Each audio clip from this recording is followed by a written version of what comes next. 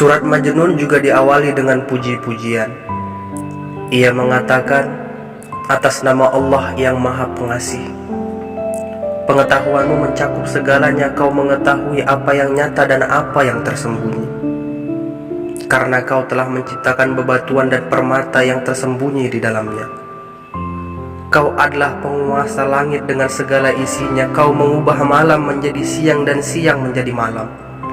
Rahasia serta misteri yang tersembunyi di dalam hati manusia hanya diketahui olehmu dan tidak diketahui oleh makhluk-makhluk yang lain.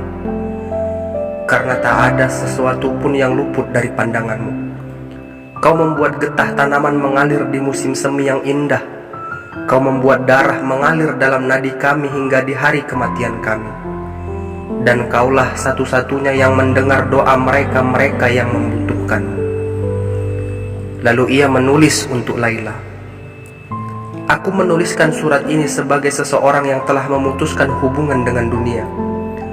Sebagai seseorang yang takdirnya kini berada di telapak tanganmu. Sebagai seseorang yang bersedia darahnya kau jual dengan harga berapapun. Kau bilang bahwa aku adalah sang penjaga harta. Benar, aku sudah dekat dengannya. Namun pada saat bersamaan aku tak pernah berada jauh darinya. Kunci yang akan kugunakan untuk membuka harta itu belum dibuat. Besi yang akan digunakan untuk membuat kunci itu masih tertidur di bebatuan.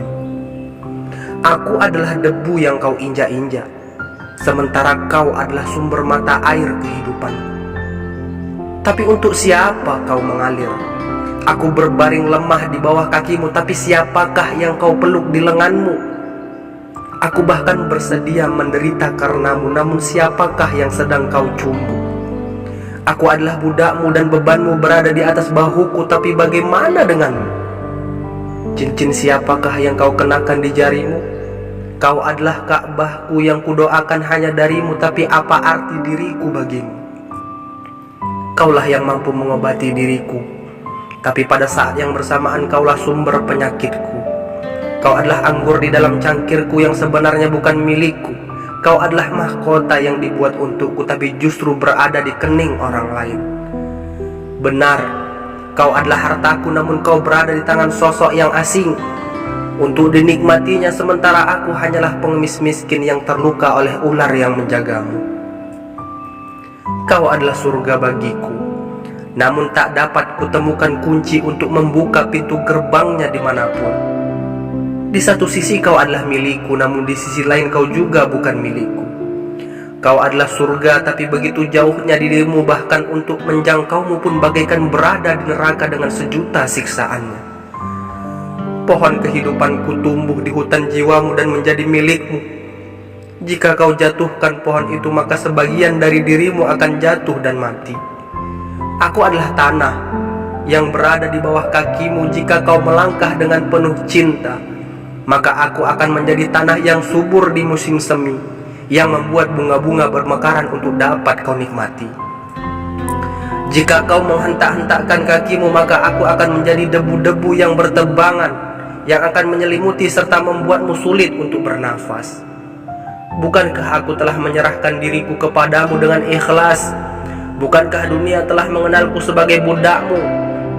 Memang benar, karena aku menanggung beban seorang budak, jadi berlakukanlah sebagaimana layaknya kekasih sang budak dan lakukanlah dengan benar. Aku tak punya apapun untuk membela diriku. Senjataku, tamengku telah kuserahkan semuanya. Aku telah menjadi tawananmu tanpa perlawanan. Tapi jika kau menolakku, maka aku akan bersiaga dengan pedangku. Tunjukkanlah belas kasihmu kepadaku dan juga kepada dirimu.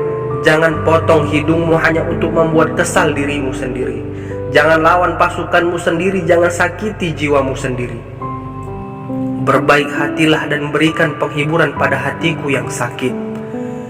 Hanya dengan menerima cintakulah kau akan membebaskanku dari penderitaanku. Pernahkah Allah meninggalkan umatnya?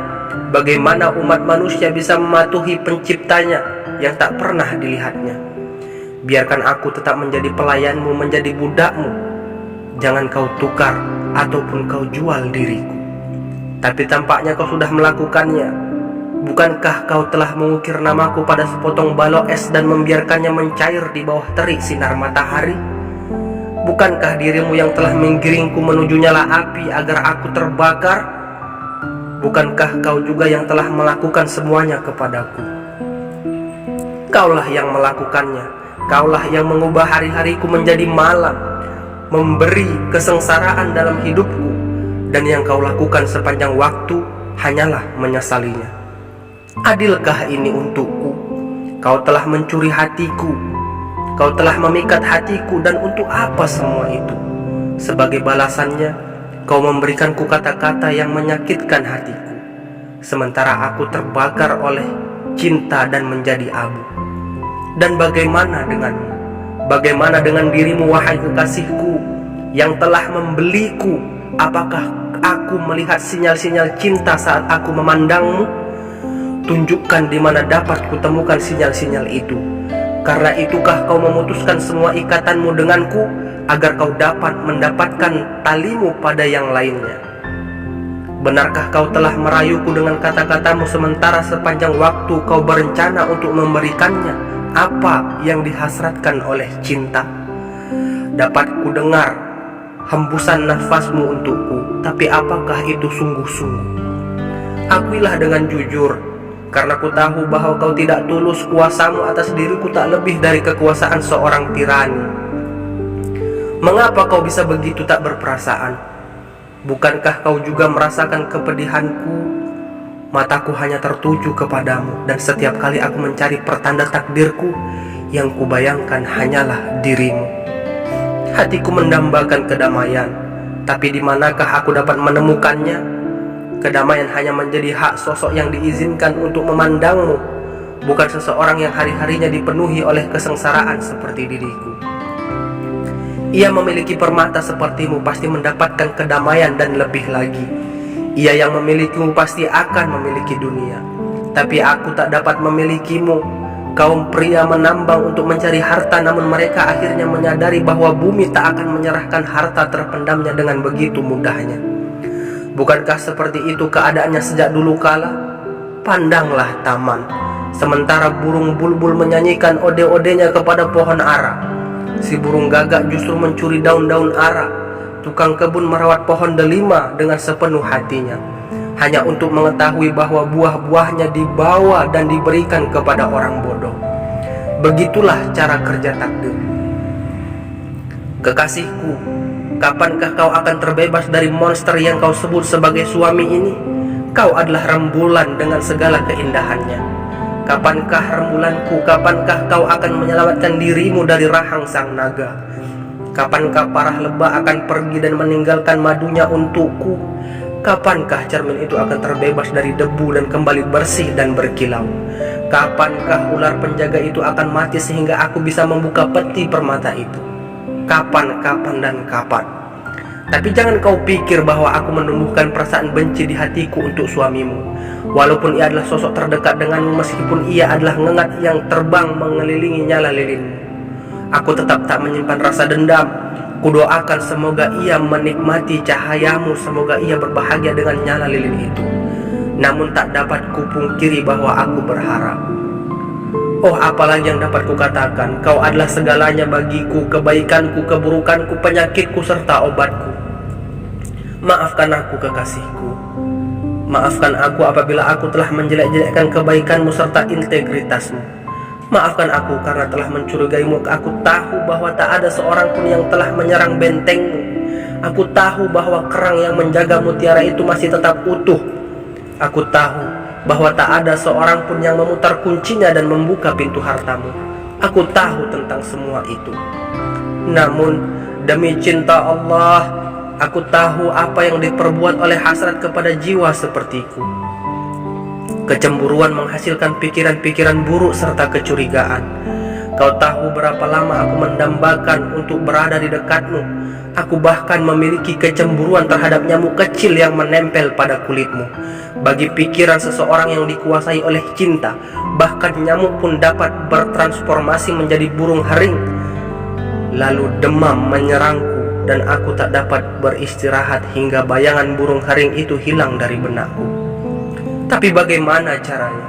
Ibnu Salam, suamimu adalah seorang pria terhormat, tapi apa gunanya bagiku mengetahui hal itu? Apalah artinya kehormatan? Bagiku ia sedikit lebih baik dari pencuri biasa yang mengagumi benda-benda yang telah dicurinya. Dan di sanalah ia berada, mengkhawatirkan mawar yang seharusnya bukan miliknya.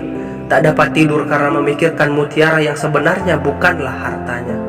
Kekasihku tersayang, hidup serasa bergerak mundur sejak aku mulai mencintaimu. Bibirku kering dan mataku buta karena air mata yang selalu menggenang. Tak dapat kau bayangkan betapa aku telah menjadi seorang yang gila. Aku adalah Majnun. Bukan saja aku telah kehilangan dunia, namun aku juga telah kehilangan diriku sendiri.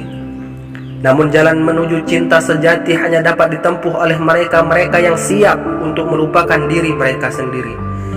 Demi cinta dan kesetiaan, mereka harus membayar dengan darah yang mengalir ke jantung mereka dan ketenangan jiwa mereka. Jika tidak, maka cinta mereka tak akan berarti apa-apa.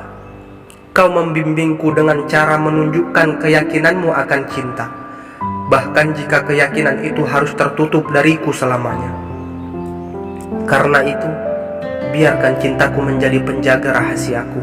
Biarkan penderitaan yang dibawa oleh cinta merengkuh jiwaku. Bagiku tak masalah jika tak ada obat yang dapat menyembuhkan penyakitku. Selama kau baik-baik saja, maka penderitaanku tak pernah berarti apa-apa.